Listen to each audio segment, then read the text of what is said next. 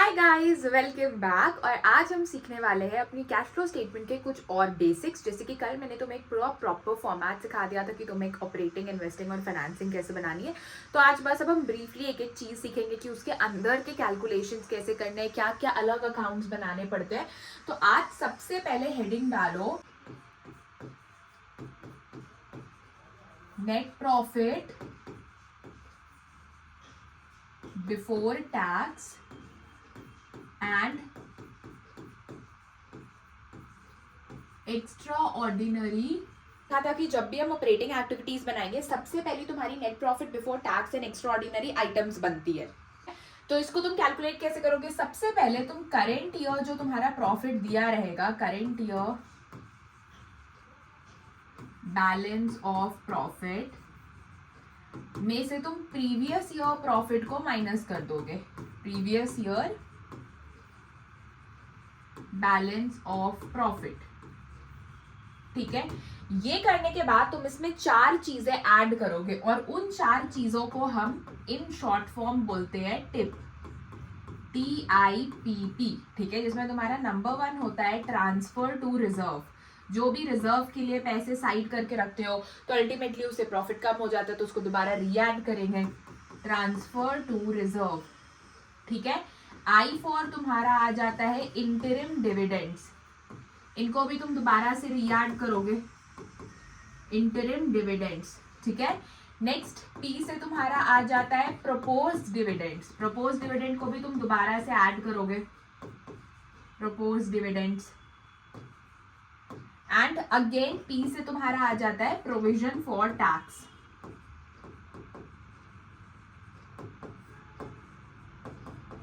ये चार चीजों को तुम ऐड करोगे, ठीक है। लेस क्या करने वाले हो तुम? रिफंड ऑफ टैक्स को लेस तुम करने वाले हो।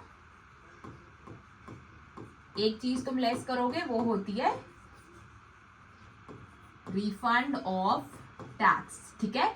तो ये करके तुम्हारा निकलता है NPBT, net profit before tax and extraordinary items को मैं इन शॉर्ट NPBT बोलती हूँ, ठीक है। तो ऐड क्या करना है? Tip, transfer to reserve, interim dividends, propose dividends, provision for tax, और लेस क्या करोगे? रिफंड ऑफ टैक्स, ठीक है। बहुत बार तुम्हें ना कुछ एक्स्ट्राऑर्डिनरी आइटम्स भी दी होती है, जैसे कि एक्स्ट्राऑर्डिनरी आइटम्स में एक्स्ट्राऑर्डिनरी एक्सपेंसेस एंड लॉसेस। कोई भी ऐसा तुम्हारा एक्स्ट्राऑर्डिनरी एक्सपेंस या लॉस है तुम उनको ऐड ही करने वाले हो, ठीक है। बहुत कम चांसेस होते हैं कि एक्स्ट्राऑर्डिनरी एक्सपेंस या लॉस तुम्हें दिया रहे, लेकिन अगर इनकेस दे दिया जाए तो फिर तुम्हें इन्हें ऐड करनी है, ठीक है। और एक्स्ट्राऑर्डिनरी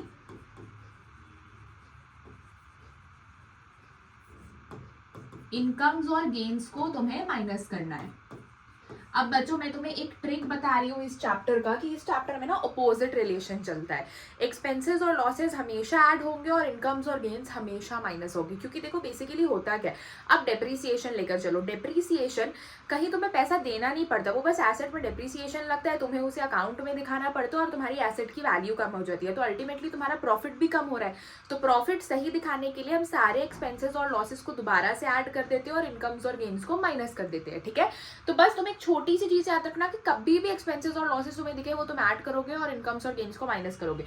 तो ये जो तुम्हारे ये दो चीज है ना, इनके बहुत कम चांसेस होते हैं कि NPBT में तुम्हें दे, बट इनकेस आ गया तो एक्स्ट्राऑर्डिनरी एक्सपेंस और लॉस को ऐड करोगे और एक्स्ट्राऑर्डिनरी इनकम्स और गेन्स को लेस करने वाले हो, ठीक है। तो ये जब तुम कर लोगे, इतना काम तुम कर लोगे, तो तुम्हारा क्या निकल कर आ जाएगा? NPBT, ठीक है। तो NPBT निकालने के लिए सबसे पहले करंट ईयर प्रॉफिट में से प्रीवियस ईयर प्रॉफिट माइनस करोगे और उसके बाद ये चार चीजें टिप को ऐड करोगे और लेस करोगे refund of tax. In case extraordinary expense देते तो ऐड और एक्स्ट्राऑर्डिनरी इनकम्स या गेन्स देते तो माइनस, ठीक है। इससे तुम्हारा NPBT निकल कर तैयार होता है। अब NPBT तो निकल कर तैयार हो गया, लेकिन तुम क्या पढ़ते हो? अकाउंट्स, और अकाउंट्स पढ़ रहे हो तो एडजस्टमेंट्स तो आएंगे ही, ठीक है। तो अब तुम्हारे कुछ फर्दर एडजस्टमेंट्स भी होते हैं, ठीक है। तो तुम नंबर 2 हेडिंग डालो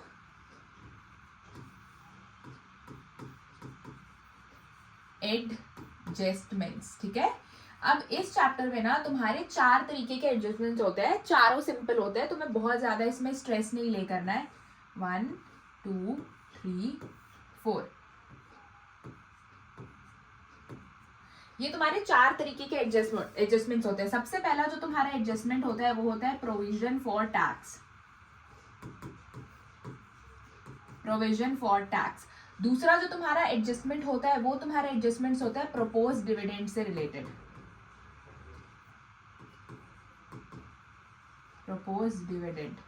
तीसरा जो तुम्हारा एडजस्टमेंट होता है वो तुम्हारा एसेट से रिलेटेड होता है, और चौथा जो तुम्हारा एडजस्टमेंट होता है वो तुम्हारा इंटरेस्ट ऑन डिबेंचर से रिलेटेड होता है। ये 4 तरीके के तुम्हारे टोटल एडजस्टमेंट्स होते हैं। फॉर टैक्स में बाबू तुम्हें 2 चीज याद रखनी है। क्या 2 चीज, वो देखो, ठीक है। नंबर 1, अगर तुम्हें सिर्फ बैलेंस दिया रहे, ठीक है, only balance for provision for tax को मैं इन शॉर्ट PFT लिख रही हूँ, ठीक है, इसको यहाँ पे मैं सर्कल भी कर दे रही हूँ। Only balance for provision of tax is given, ठीक है, when balance plus adjustments is given, ठीक है। देखो, अब जब तुम ये कैश फ्लो स्टेटमेंट्स बनाओगे ना तो तुम्हें बैलेंस शीट दी रहती है। बैलेंस शीट में तुम्हें प्रीवियस ईयर बैलेंस और करंट ईयर बैलेंस दिया रहता है, ठीक है। तो जब तुम्हें सिर्फ प्रीवियस ईयर और करंट ईयर बैलेंस दे, मतलब फॉर एग्जांपल इसे तुम प्रीवियस ईयर लेके चलो बैलेंस शीट को, और इसे तुम करंट ईयर लेकर चलो, ठीक है। तुम्हारा previous year provision for tax का बैलेंस दिया हुआ है 1 लाख और तुम्हारा करंट ईयर दिया हुआ है 2 लाख, ठीक है।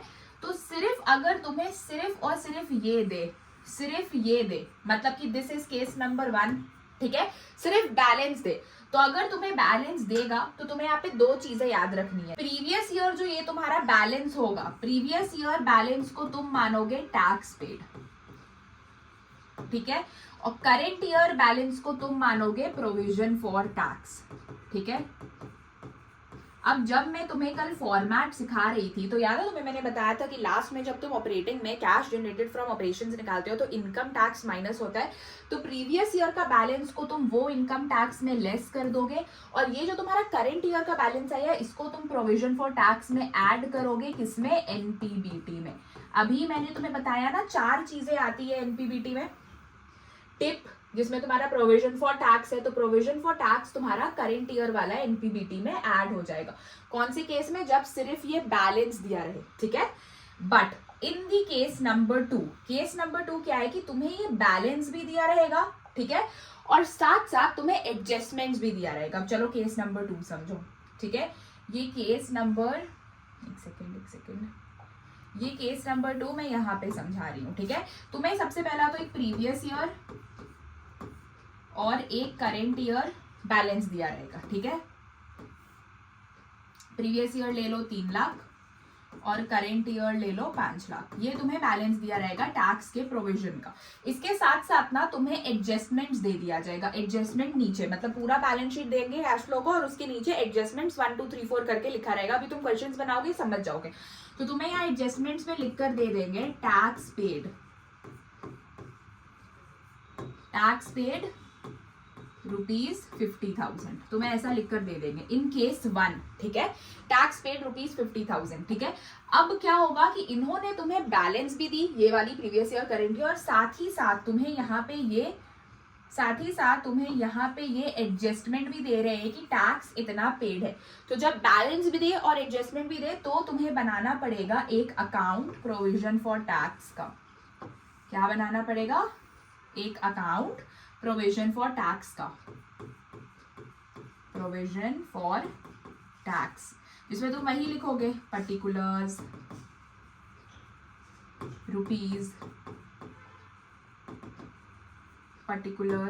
ठीक है। तो ये जो तुम्हें प्रोविजन फॉर टैक्स का बैलेंस दिया रहा है, बाई बैलेंस ब्रॉट डाउन कितना है, 3 लाख रुपीज है। प्रीवियस ईयर हमेशा ब्रॉट डाउन में लिखाता है, याद रखना, प्रीवियस ईयर आता है ब्रॉट डाउन में, ठीक है। और 2 बैलेंस कैरीड डाउन, मतलब ये तुम्हारा क्लोजिंग बैलेंस है, 2 बैलेंस कैरीड डाउन। यहाँ पे तुम्हारा क्या आता है, करंट ईयर 5 लाख का, ठीक है, ये हो गया। तो जब तुम्हें बैलेंस अलोंग विथ एडजस्टमेंट्स दिया रहे जैसे कि टैक्स पेड, तो तुम्हें फिर ये बनाना पड़ेगा अलग से एक अकाउंट प्रोविजन फॉर टैक्स का, ओपनिंग बैलेंस और क्लोजिंग बैलेंस लिखा। अब देखो ये टैक्स पेड है, मतलब कि तुम टैक्स पे कर रहे हो, तुम्हारे पास से पैसा जा रहा है, तो तुम यहाँ पे लिखोगे टू बैंक 50,000, ठीक है। अब तुम्हें कुछ नहीं करना है, तुम्हें बस इन दोनों को ऐड करना है और उसमें से इन दोनों को तुम ऐड करोगे, कितना आ जाएगा तुम्हारा 5,50,000 और उसमें से तुम ये माइनस कर दोगे 5,50,000 माइनस 3 लाख, कितना हो जाएगा 2,50,000। तो ये जो तुम्हारा 2,50,000 आया ना, इसको तुम लिखोगे by statement of profit and loss account, ठीक है, और इधर भी तुम 5,50,000 लिख लो। अब ये जो तुम्हारा statement of profit and loss आया, दिस बैलेंस जो तुम्हारा बेसिकली बैलेंसिंग फिगर आया, इसको तुम बोलोगे provision for tax, provision for tax, ठीक है। मतलब इन शॉर्ट अगर मैं तुम्हें इजी लैंग्वेज में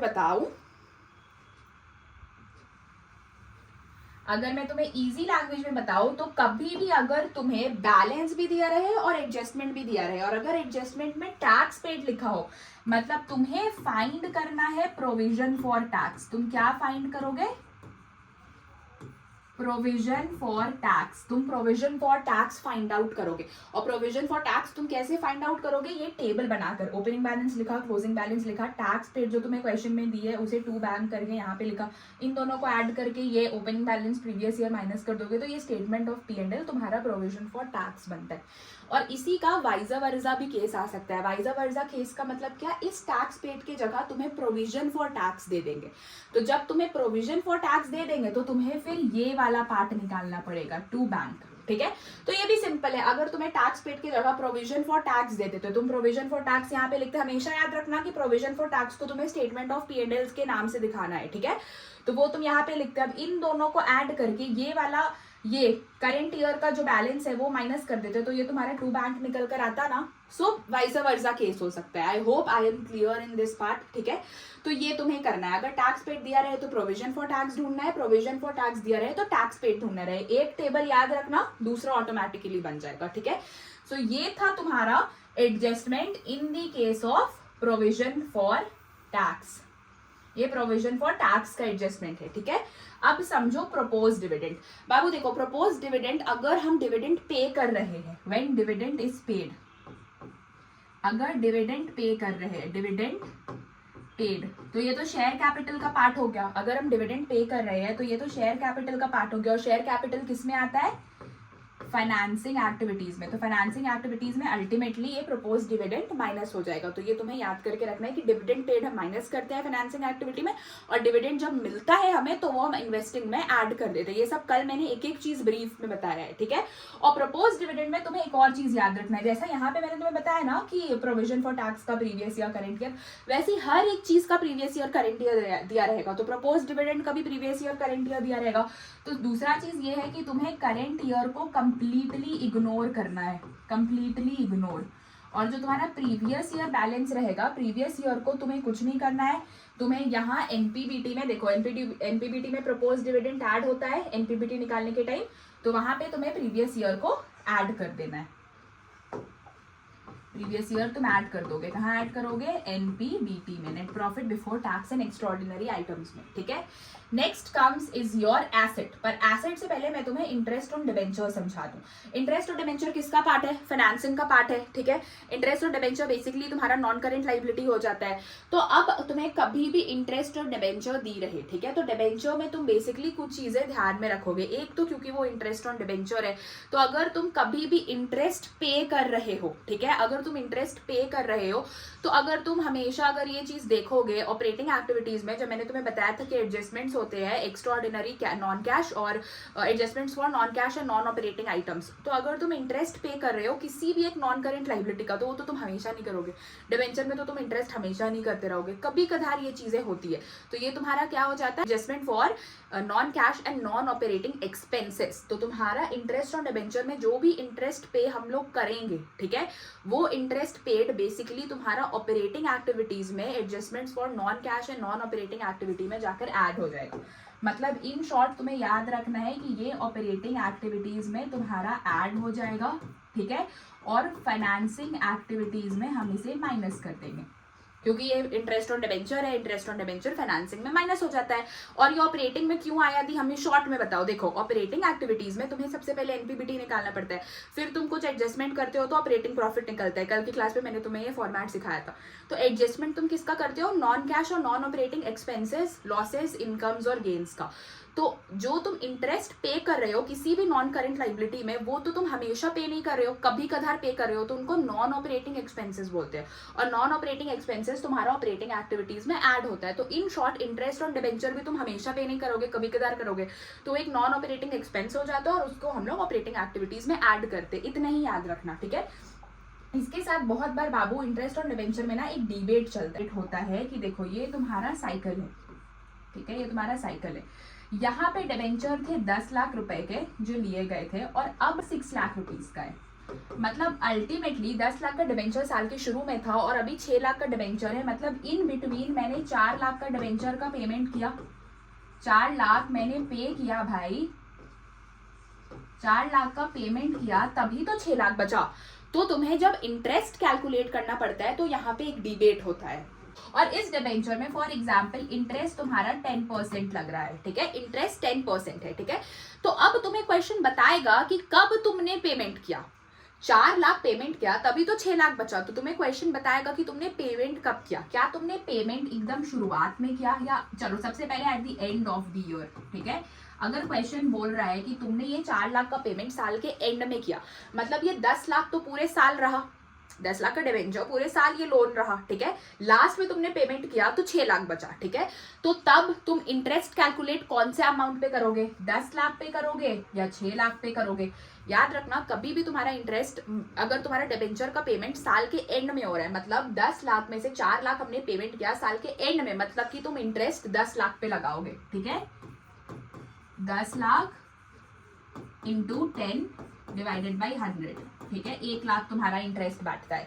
इसी तरह फॉर एग्जाम्पल अगर क्वेश्चन ने बोला कि जो तुम्हारा पेमेंट है वो तुमने बिगिनिंग ऑफ द ईयर में ही कर दिया, बिगिनिंग ऑफ द ईयर, मतलब कि 10 लाख शुरू में था और तुमने 10 लाख में से 4 लाख शुरू में ही पेमेंट कर दिया, तो शुरू में पेमेंट कर दिया तो फिर तुम इंटरेस्ट लोगे इस वाले पे 6 लाख पे, ठीक है।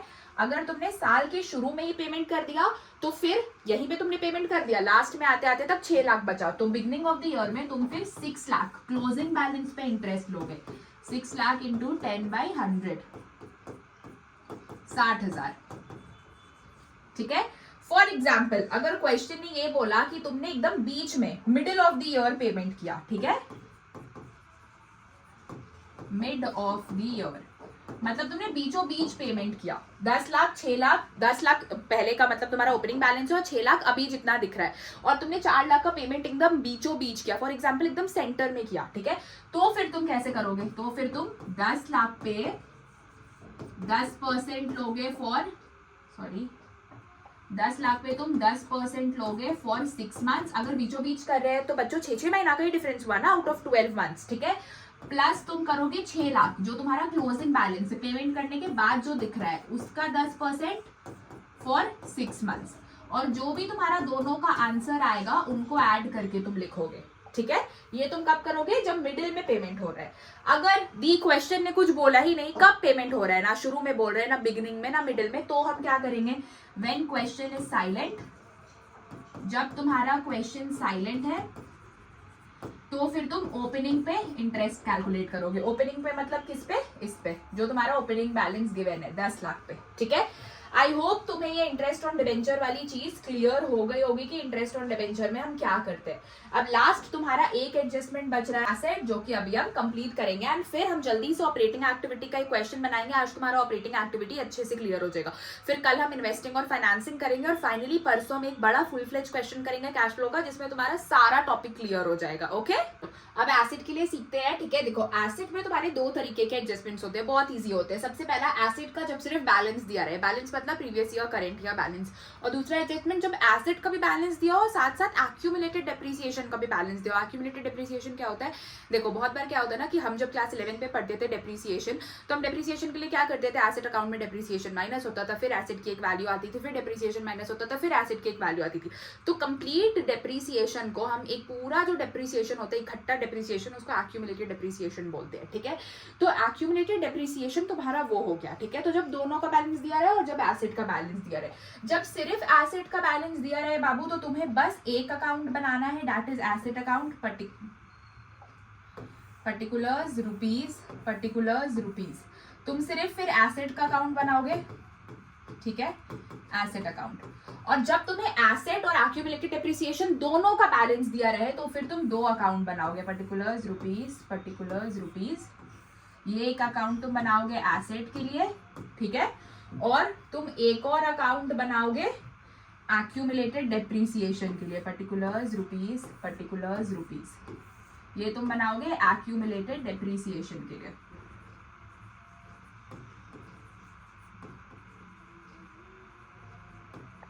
ठीक है, तुम्हें दो अकाउंट बनाने पड़ेंगे। तो इन दी केस वन जब सिर्फ बैलेंस दिया रहे एसेट का, ठीक है, तो तुम्हें एसेट में सिर्फ दो चीजें डिटरमाइन करनी होती है। वो दो चीजें क्या होती है, या तो सेल या तो परचेज।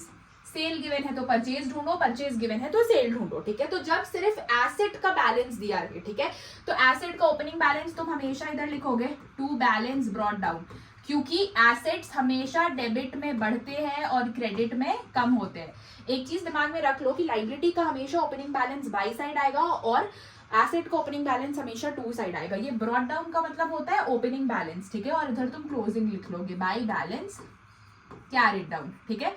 कोई भी तुम्हारा XYZ बैलेंस है।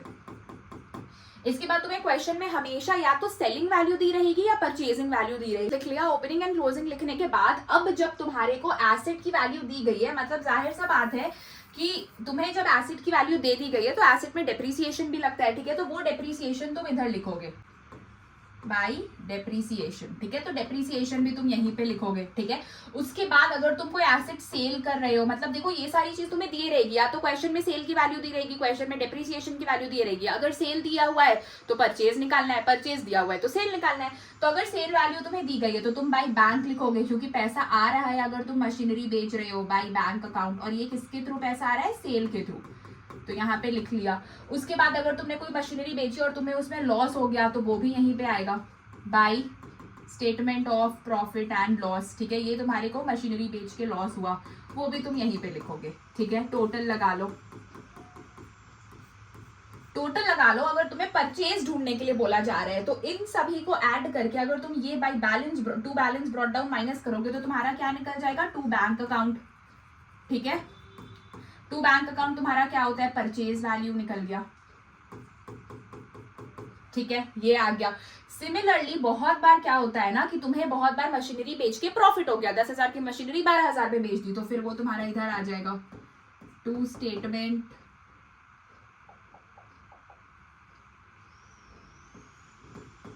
Statement of profit and loss. ये तुम्हें प्रॉफिट हुआ तो, ठीक है, लॉस हुआ तो उधर, प्रॉफिट हुआ तो इधर, ठीक है। तो ये तुम्हारा बनता है सिर्फ एसेट अकाउंट। अब इसमें क्या क्या चीजें कहाँ पे जाएगी, देखो बच्चों, डेप्रिसिएशन है, डेप्रिसिएशन तुम्हारा कहाँ जाता है, डेप्रिसिएशन तुम्हारा एक नॉन कैश आइटम है, ठीक है, जो कि हम लोग ऑपरेटिंग एक्टिविटीज में ऐड करते हैं, ऑपरेटिंग एक्टिविटीज में ये तुम्हारा ऐड हो जाएगा। सेल, अगर तुम कोई मशीनरी सेल कर रहे हो तो तुम्हारी एक बेसिकली इन्वेस्टमेंट है, मैंने तुम्हें बताया था sale of fix asset, sale of fix assets तुम्हारा इन्वेस्टिंग एक्टिविटीज में ऐड हो जाएगा। Statement of profit and loss, कोई मशीन बेच के तुम्हें लॉस हो जा रहा है, शुरू से बता रही हूँ, एक्सपेंस और लॉस होए तो हम लोग क्या करेंगे, ऑपरेटिंग एक्टिविटीज में ऐड कर देंगे, ठीक है। बैलेंस BD और CD कहीं नहीं जाता है। अगर तुम कोई मशीनरी या फिक्स एसेट परचेज कर रहे हो तो वो तुम्हारा इन्वेस्टिंग एक्टिविटीज में माइनस हो जाएगा। अगर तुम्हें कोई भी एसेट बेच करके प्रॉफिट हो रहा है तो वो भी तुम ऑपरेटिंग एक्टिविटीज में से माइनस कर दोगे। तो तुम्हें पता चल गया कौन सा आइटम कहाँ जाएगा। तो ये टेबल बनाने का रीजन एक्चुअली यही होता है कि इससे तुम्हें आइटम्स आइडेंटिफाई करने हैं जो तुम्हारे अल्टीमेटली कैश फ्लो में एक्टिविटीज में जाएंगी, कुछ ऑपरेटिंग में, कुछ इन्वेस्टिंग में और कुछ फाइनेंसिंग में। अब इन दी केस 2 जब तुम्हें एसेट का भी बैलेंस दिया रहेगा और एक्यूमुलेटेड डेप्रिसिएशन भी दिया रहेगा तो तुम क्या करोगे, सबसे पहले तुम एक्यूमुलेटेड डेप्रिसिएशन वाला अकाउंट का काम करोगे, ठीक है। ये रहा, सबसे पहले तुम इस अकाउंट का काम करोगे, तुम एक्यूमुलेटेड डेप्रिसिएशन में बैलेंस लिखोगे। अब एक्यूमुलेटेड डेप्रिसिएशन तुम्हारा by side items brought down, ठीक है, इधर क्लोजिंग बैलेंस लिखो, टू बैलेंस कैरिड डाउन। अब तुम्हें क्वेश्चन में जो भी डेप्रिसिएशन गिवन होगा वो तुम यहाँ पे लिख दोगे बाई डेप्रिसिएशन, ठीक है। और अब तुम्हें कुछ नहीं करना है, बहुत सिंपल है, तुम इन दोनों को ऐड करोगे, ठीक है, यहाँ पे सम लिखोगे, उसमें से तुम ये माइनस करोगे, ठीक है। जब तुमने ये माइनस किया तो यहाँ तुम्हारा निकल कर आएगा टू एसेट अकाउंट, जो भी तुम्हारा अकाउंट बनाने के लिए बोला जाएगा। एसेट मतलब तुम्हें मशीनरी दे सकता है, प्लांट एंड बिल्डिंग दे सकता है, कुछ भी दे सकता है। टू एसेट अकाउंट, ये तुम्हारा जो बैलेंसिंग फिगर आया ना टू एसेट अकाउंट, ये तुम ट्रांसफर करोगे इस एसेट अकाउंट पे। तो एसेट अकाउंट का ओपनिंग बैलेंस तुम इधर से लिखोगे, to balance brought down by balance carried down, ठीक है, ये तुमने लिख लिया। ये जो तुम्हारा टू एसेट अकाउंट आया, ये एसेट अकाउंट को तुम इस तरफ लिखोगे बाई एक्यूमुलेटेड डेप्रिसिएशन अकाउंट, क्योंकि ये तुम डेप्रिसिएशन अकाउंट से ट्रांसफर कर रहे हो ना, तो ये एसेट की जगह एक्यूमुलेटेड डेप का नाम आएगा, वो तुमने लिख लिया। ये लिखने के बाद तुम्हें सिमिलरली ये वाला काम करना है। अगर सेल वैल्यू दी गई है तो तुम यहाँ पे लिखोगे बाई बैंक अकाउंट, ठीक है, ये तुम्हारा सेल हो रहा है कोई भी एसेट।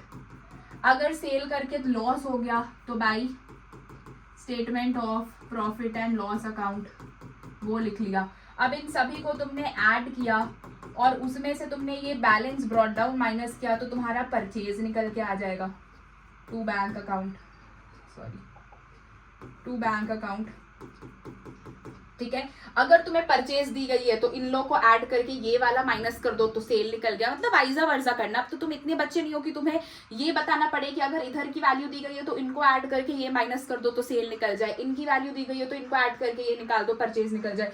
कुछ बेचकर तुम्हें एसेट प्रॉफिट हो गया तो to statement of profit and loss, ये तुम्हारा इधर आ जाएगा, ठीक है।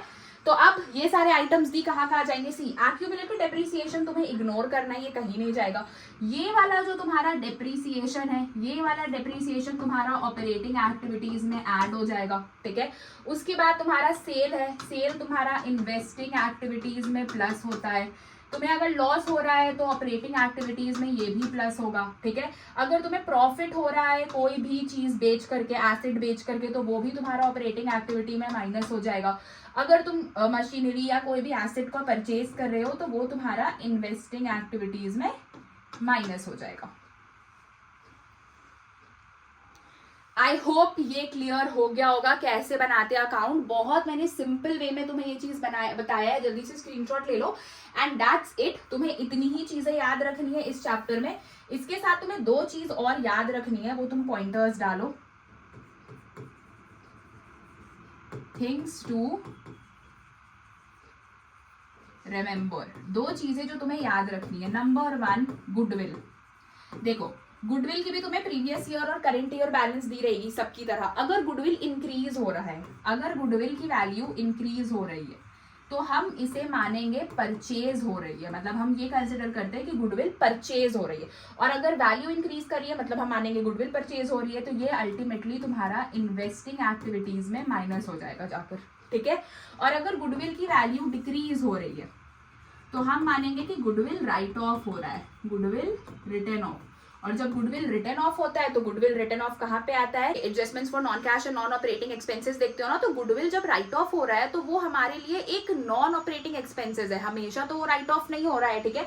तो गुडविल रिटर्न ऑफ हम मानेंगे और ये तुम्हारा ऑपरेटिंग एक्टिविटीज में जाकर ऐड हो जाएगा। तो फर्स्ट थिंग। सेकेंड थिंग जो तुम्हें याद रखनी है वो है बैंक ओवरड्राफ्ट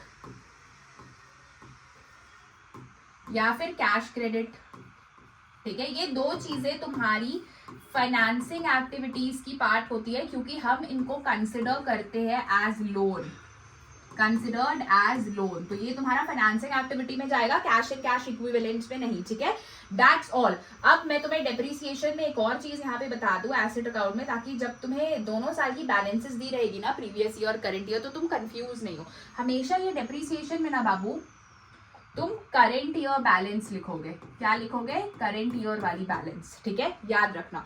दैट्स ऑल। तो एसेट अकाउंट बनाने में तुम्हें बस इतना याद रखना है कि एसेट अकाउंट से हमें 4 चीजें कैश फ्लो में डालनी होती है, ठीक है। सबसे पहला डेप्रिसिएशन, सेल, परचेज, ठीक है, प्रॉफिट या फिर लॉस ऑन सेल या परचेज ऑफ एसेट। ये 4 चीजों के लिए ये अकाउंट्स बनाया जाते हैं। डेप्रिसिएशन ढूंढो, कैश फ्लो में डालो, सेल ढूंढो, इन्वेस्टिंग में डालो, परचेज डालो, इन्वेस्टिंग में जाएगा, डेप्रिसिएशन तुम्हारा ऑपरेटिंग में जाता है, प्रॉफिट एंड लॉस भी तुम्हारा ऑपरेटिंग में एड लेस होता है। तो तुम्हें बस इसके लिए ही अकाउंट्स बनाने पड़ते हैं एंड दैट्स ऑल। और तुम्हें कुछ भी इस चैप्टर में नहीं पढ़ना है। यही कुछ एडजस्टमेंट्स है, बेसिक्स है। अगर ये क्लियर हो जाएंगे तो फिर सब कुछ क्लियर है और इसके बाद तुम्हें और कुछ भी नहीं पढ़ाई करना है, ठीक है। ये क्लियर हो गया, मतलब कैश फ्लो डन है, ठीक है। चलो ये तुम्हें समझ आ गया। अब तुम आज की क्लास में ऑपरेटिंग एक्टिविटीज समझ लो कि हम ऑपरेटिंग एक्टिविटीज निकालते कैसे। जब मैंने तुम्हें फर्स्ट क्लास पढ़ाई फॉर्मेट, तो ऑपरेटिंग निकालते हैं, इन्वेस्टिंग निकालते हैं, फाइनेंसिंग निकालते हैं, ठीक है। तो आज हम लोग सीखेंगे कैश फ्लो फ्रॉम ऑपरेटिंग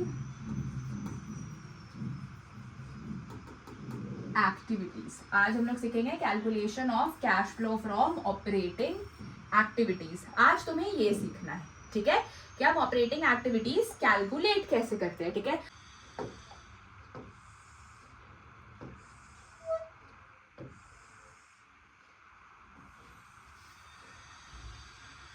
ये तुम्हारा यहाँ पे हम लोग निकालेंगे पर्टिकुलर्स, रुपीज, ठीक है। निकालना क्या है तुम्हें, cash flow from operating activities. अब cash flow from operating activities निकालने में तुम्हें 3 चीजें याद रखनी है, 3 मेजर हेड, ठीक है। नंबर ए, सबसे पहले तुम निकालोगे net profit before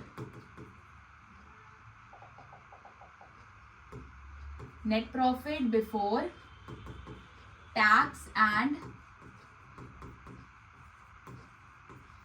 extraordinary items. सबसे पहले तुम ये निकालोगे, ठीक है। ये कैसे निकालते हैं, पिछले ही क्लास में मैंने सिखाया। क्या सिखाया पिछले क्लास में मैंने तुम्हें? Net profit before tax and extraordinary items कैसे निकालते हैं। करेंट ईयर प्रॉफिट में से प्रीवियस ईयर प्रॉफिट माइनस करोगे और ये 4 चीजें टिप को ऐड करोगे, transfer to reserve, interim dividends, propose dividend, provision for tax. अगर एक्स्ट्राऑर्डिनरी एक्सपेंस दिया है तो वो भी चांसेस होते हैं नहीं दे, और उसमें से रिफंड करोगे टैक्स, ठीक है। टैक्स रिफंड करोगे तो तुम्हारा क्या निकल कर आ जाएगा ultimately, net profit before tax and extraordinary items. तो सबसे पहले तुम net profit before tax and extraordinary items निकालोगे। ये निकालने के बाद जो अगली चीज तुम्हें निकालनी होती है ऑपरेटिंग प्रॉफिट। क्या निकालनी होती है? Operating profit. अब यहां से यहां तक पहुंचने के लिए net profit before tax and extraordinary item से बेसिकली तुम्हारा यहां तक पहुंचने के लिए तुम्हें करने पड़ते हैं कुछ एडजस्टमेंट्स। क्या एडजस्टमेंट्स दी? देखो, यहां से यहां तक पहुंचने के लिए तुम्हें ऐड करने पड़ते हैं कुछ चीज और तुम्हें लेस करने पड़ते हैं कुछ चीज। ऐड क्या करोगे तुम? Non cash / non operating expenses या फिर लॉसेस, ये तुम ऐड करोगे, ठीक है। और लेस क्या करोगे? Non cash / non operating incomes and gains, ये तुम लेस करोगे। अब एक्सपेंसेस में तुम्हारा बेसिकली क्या क्या आ जाएगा? तुम्हारा कोई भी loss on sale of asset हो गया, इनकम्स में तुम्हारा क्या आ गया? Gain on sale of asset हो गया। तो कुछ चीजें ऐड होगी, कुछ चीजें लेस होगी।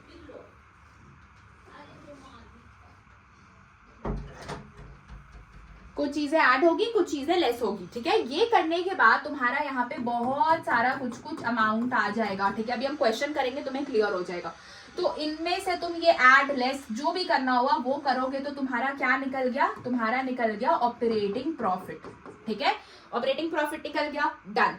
अब ऑपरेटिंग प्रॉफिट से तीसरी चीज जो तुम्हें आनी होती है वो होती है कैश जेनरेटेड फ्रॉम ऑपरेशंस, ठीक है। तो ऑपरेटिंग प्रॉफिट से कैश जनरेटेड फ्रॉम ऑपरेशन, यहां से यहां तक के रास्ता में आने के लिए वापस तुम्हें बीच में कुछ चीजें ऐड और कुछ चीजें लेस करनी पड़ती है।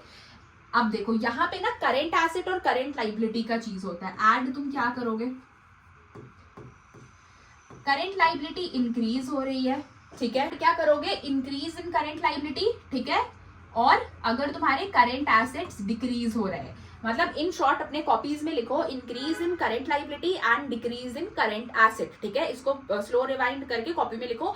ऐड क्या करोगे, अगर करेंट लाइबिलिटी बढ़ रही है तो ऐड, और उसमें करेंट एसेट अगर डिक्रीज हो रहे हैं तो हम ऐड करेंगे। मतलब करेंट लाइबिलिटी में तुम्हारा नेचर सीधा सीधा चलता है, ऐसे लिख लो, लेस। करेंट लाइबिलिटी बढ़ रही है तो ऐड करेंगे, करेंट लाइबिलिटी घट रही है तो लेस करेंगे। तो मतलब अगर तुम करेंट लाइबिलिटी याद रखोगे ना तो करेंट एसेट उसका अपोजिट होगा। करेंट लाइबिलिटी बढ़ रही है तो ऐड करेंगे, उसमें से करेंट एसेट्स कम होगी, ठीक है। और करेंट एसेट अगर बढ़ रही है हम लेस कर देंगे, ठीक है। तो बस छोटी सी चीज याद रखनी है, अगर करंट लाइबिलिटी इंक्रीज कर रही है तो ऐड, करंट लाइबिलिटी डिक्रीज कर रही है तो माइनस, करंट एसेट डिक्रीज कर रही है तो ऐड, करंट एसेट में उल्टा चलेगा, और करंट एसेट अगर इंक्रीज कर रही है तो माइनस, ठीक है।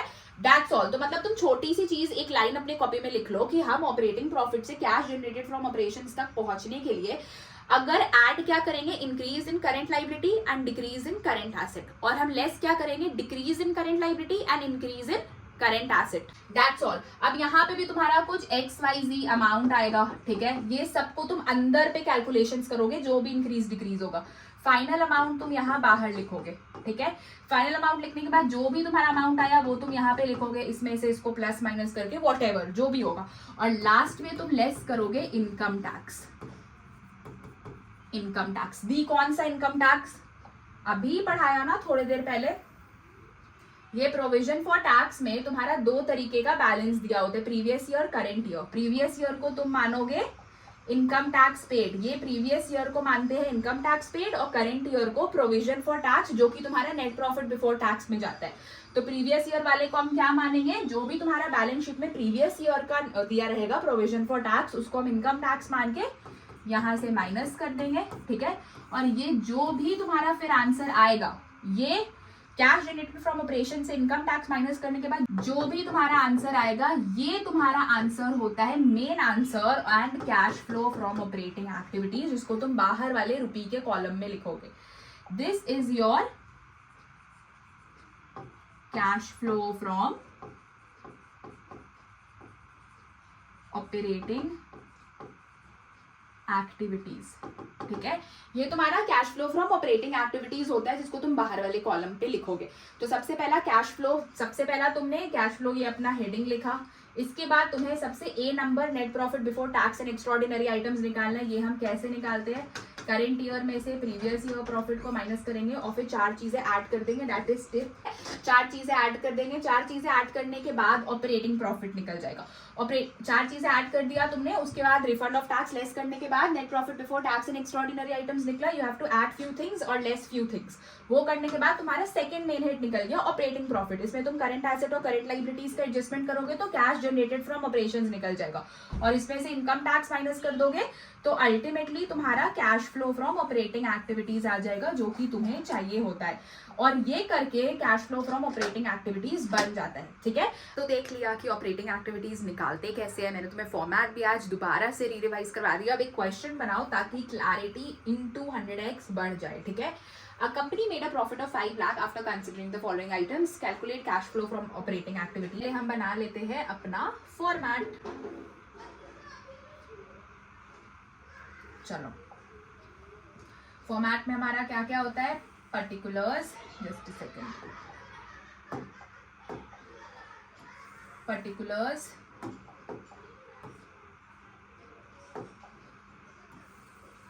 पर्टिकुलर्स, रुपीज और एक और रुपीज, ठीक है।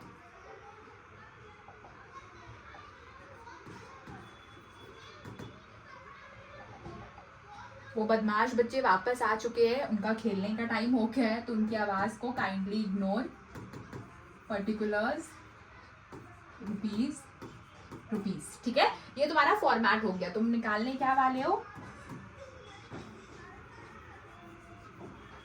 Cash flow from operating activities. ठीक है, cash flow from operating activities हम लोग निकालेंगे, जिसके लिए तुम्हें 3 इंपॉर्टेंट चीज चाहिए होती है। सबसे पहली क्या, net profit before tax and extra ordinary items, ये निकालोगे। इसके बाद हमें जो दूसरी इंपॉर्टेंट चीज चाहिए होती है वो होती है ऑपरेटिंग प्रॉफिट, और हमारी तीसरी इंपॉर्टेंट चीज होती है कैश जेनरेटेड फ्रॉम ऑपरेशंस। ये 3 चीजों से ही तुम्हारा ऑपरेटिंग एक्टिविटीज बनता है। ठीक है, बीच में जो चीजें आ रही है वो तो कैश जेनरेटेड फ्रॉम ऑपरेशंस, ये 3 चीजों से ही तुम्हारा cash flow from operating activities बनता है। बीच में तो जो चीजें आ रही है बाबू वो तुम, ओ माय गॉड ये लोग का हल्ला स्टार्ट हो चुका है। बीच में जो चीजें आ रही है, ठीक है, वो तुम्हारी एडजस्टमेंट्स होती है। अब देखो क्वेश्चन में क्या क्या दिया है। ठीक है, क्वेश्चन में तुम्हें net profit before tax and extraordinary activities items, net profit before tax and extraordinary items तुम्हें निकालने पड़ेंगे या गिवन है। क्वेश्चन में जरूरी नहीं है कि तुम्हें हमेशा एनपीबीटी निकालना पड़ेगा, बहुत बार वो डायरेक्ट भी दे देते हैं। तो देखो क्वेश्चन क्या है, A company made a profit of 5 lakh for considering the following items। ठीक है, 5 लाख का जो यहाँ पे तुम्हें प्रॉफिट उन्होंने दे दिया है। ठीक है, मतलब ये करंट ईयर का ही उन्होंने प्रॉफिट दे दिया है, मतलब तुम्हें कोई भी कैलकुलेशन नहीं करनी है, तुम बस सिंपली ये 5 लाख का प्रॉफिट को यहाँ पे लिख दो। तो this is a good thing कि अगर तुम्हें कभी भी ये कैलकुलेट करना नहीं पड़े, क्वेश्चन तुम्हें डायरेक्टली दे दे रहा है। ठीक है, तो 5 लाख तुमने लिख लिया।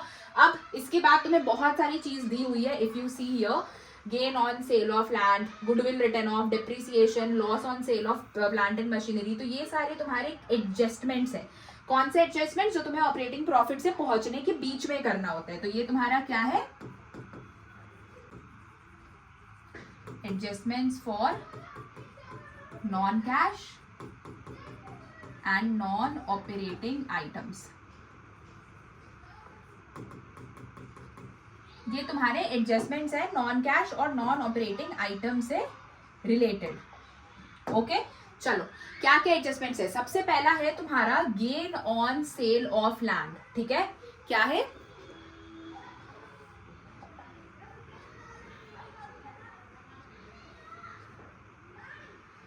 Gain on sale of land. अब तुम्हें गेन हो रहा है, तो ये तुम्हारा एक नॉन ऑपरेटिंग इनकम हो गया। तो नॉन ऑपरेटिंग इनकम है, गेन हो रहा है, तो इसको हम क्या करेंगे, लेस करेंगे। यहाँ पे तुम लेस करोगे कुछ चीजें और तुम कुछ चीजें ऐड करोगे।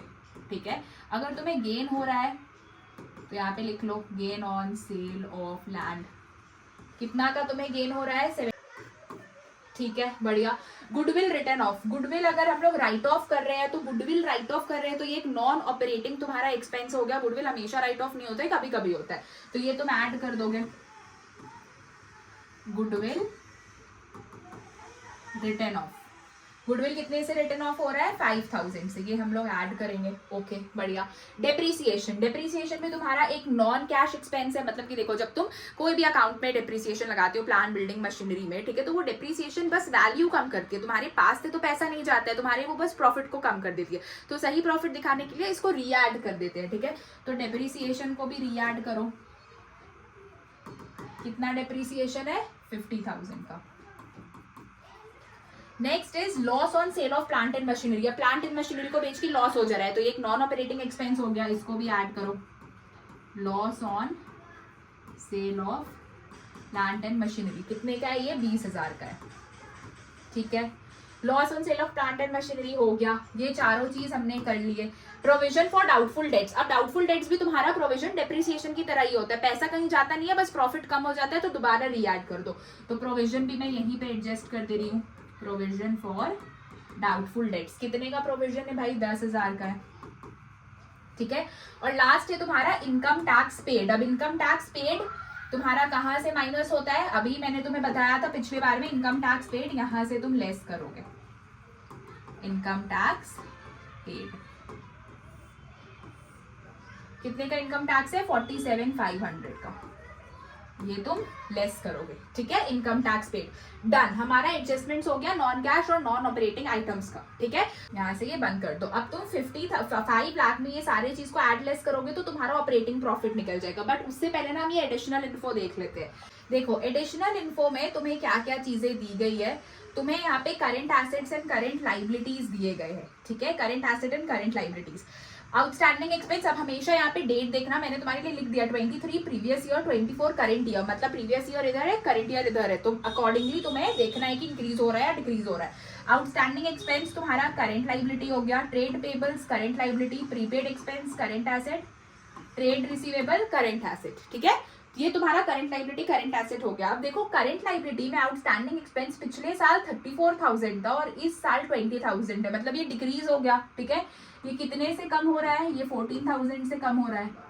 ट्रेड पेबल्स पिछले साल 40,000 का था, इस साल 51,000 है, मतलब ये इंक्रीज हो गया 11,000 से। प्रीपेड एक्सपेंसेस तुम्हारा जो करंट एसेट है वो पिछले साल 2,000 का था, इस साल 3,000, 1,000 से इंक्रीज हो गया। एंड लास्टली तुम्हारा जो ट्रेड रिसीवेबल है वो पिछले साल 52 का था, अभी 78 का, ये भी तुम्हारा इंक्रीज हो गया बाय हाउ मच? 26,000, ठीक है। तो ये तुम्हारा इंक्रीज हो गया। अब हम ये करंट एसेट और करंट लाइबिलिटी को कहाँ पे एडजस्ट करते हैं? यहाँ ऑपरेटिंग प्रॉफिट्स पे, ठीक है। यहाँ पे तुम ऐड करोगे कुछ और कुछ लेस करोगे। ऐड क्या करोगे तुम? Increase in current liability, decrease in current asset, और लेस क्या करोगे? Decrease in current liability, increase in current asset. ये लिख लेना कॉपी में, ठीक है। तो अब देखो सबसे पहले वाले केस में तुम्हारा आउटस्टैंडिंग एक्सपेंस डिक्रीज हो रहा है, तो डिक्रीज हो रहा है तो हम ये लेस करेंगे। यहाँ पे लिखना डिक्रीज इन आउटस्टैंडिंग एक्सपेंसेस, कितने से डिक्रीज हुआ? 14,000 से, ठीक है। Next trade payables, trade payables increase हो जा रहा है, तो मतलब करंट लाइबिलिटी इंक्रीज हो रहा है तो हम ऐड करेंगे इंक्रीज इन ट्रेड पेबल्स, कितने से इंक्रीज हो रहा है? 11,000 से, ये ऐड हो जाएगा। करंट एसेट भी तुम्हारा इंक्रीज हो रहा है, करंट एसेट अगर इंक्रीज होगा तो हम इसको लेस करेंगे, increase in prepaid expenses. Prepaid expense कितना से इंक्रीज हो रहा है? 1,000 से, इसको भी लेस करो, ठीक है। और ट्रेड रिसीवेबल्स भी तुम्हारा इंक्रीज हो रहा है, ये भी तुम्हारा लेस हो जाएगा, इंक्रीज इन ट्रेड रिसीवेबल 26,000 से। अब तुम कैलकुलेशंस कर सकते हो, ठीक है। चलो बढ़िया, इतना ही तुम्हें करना था। Now you can do the final calculations. Final calculations क्या क्या होंगे? सबसे पहला तो ये 5 lakh net profit before tax and extraordinary items में ये सारे को ऐड लेस करो, 5,000 ऐड, 50 + 20 70,000 को ऐड करो, एंड 10,000 भी ऐड हो जाएगा तुम्हारा, लेस हो जाएगा ये 7,500। तो इधर तुम्हारा आ गया ऑपरेटिंग प्रॉफिट कितना? 5,77,500, ठीक है।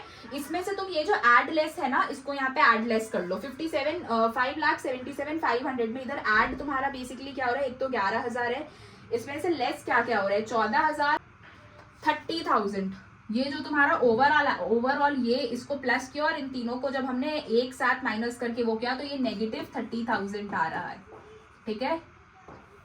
तो अगर तुम ये कर लोगे तो फिर तुम्हारा ये यहाँ पे निकल कर क्या आ जाएगा? Cash generated from operations 5,77,500 minus 30,000, 5,47,500, ये तुम्हारा आ रहा है 5,47,500, जिसमें से तुम इनकम टैक्स माइनस करोगे तो ये तुम्हारा फाइनल आ जाएगा 5 लाख आया। This is your actual cash flow